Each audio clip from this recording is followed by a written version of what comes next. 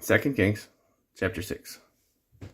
And the sons of the prophets said unto Elisha, Behold now, the place where we dwell with thee is too strait for us.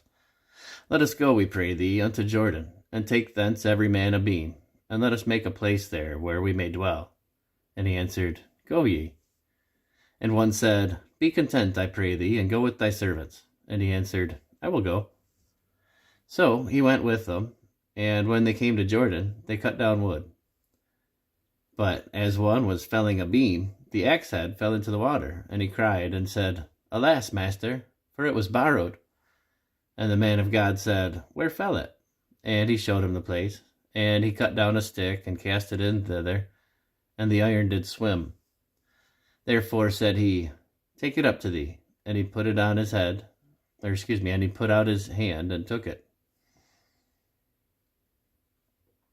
Then the king of Syria warred against Israel, and took counsel with his servants, saying, In such and such a place shall be my camp. And the man of God sent unto the king of Israel, saying, Beware that thou pass not such a place, for thither the Syrians are come down. And the king of Israel sent to the place which the man of God told him and warned him of, and saved himself there, not once nor twice. Therefore the heart of the king of Syria was sore troubled for this thing, and he called for his servants, and said unto them, Will ye not show me which of us is for the king of Israel? And one of his servants said, None, my lord, O king, but Elisha the prophet that is in Israel telleth the king of Israel the words that thou speakest in thy bedchamber.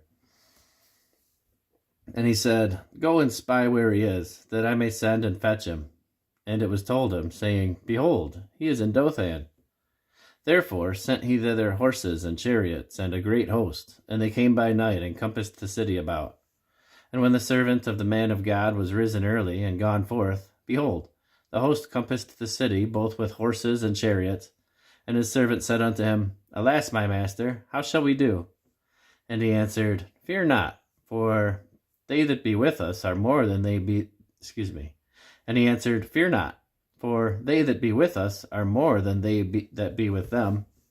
And Elisha prayed and said, Lord, I pray thee, open his eyes that he may see.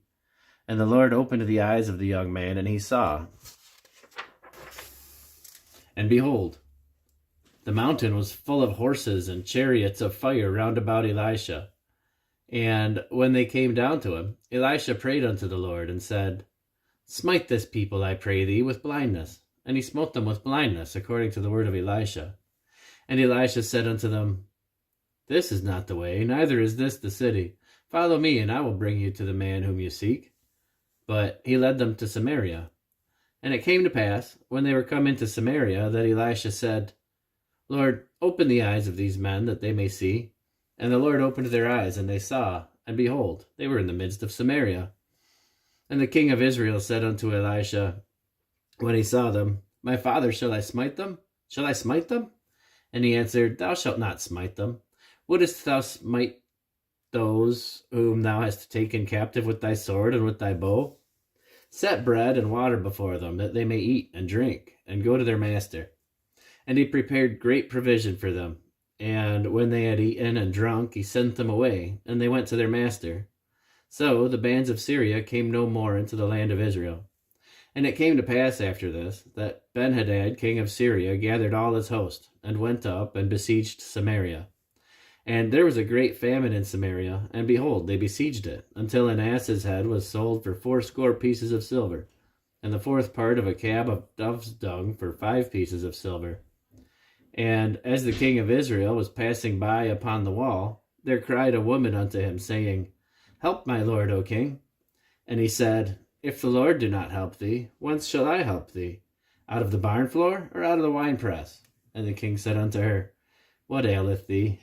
And she answered, This woman said unto me, Give thy son, that we may eat him today, and we will eat my son tomorrow. So we boiled my son, and did eat him. And I said unto her the next day, Give thy son, that we may eat him. And she hath hid her son. And it came to pass, when the king heard the words of the woman, that he rent his clothes, and he passed by upon the wall.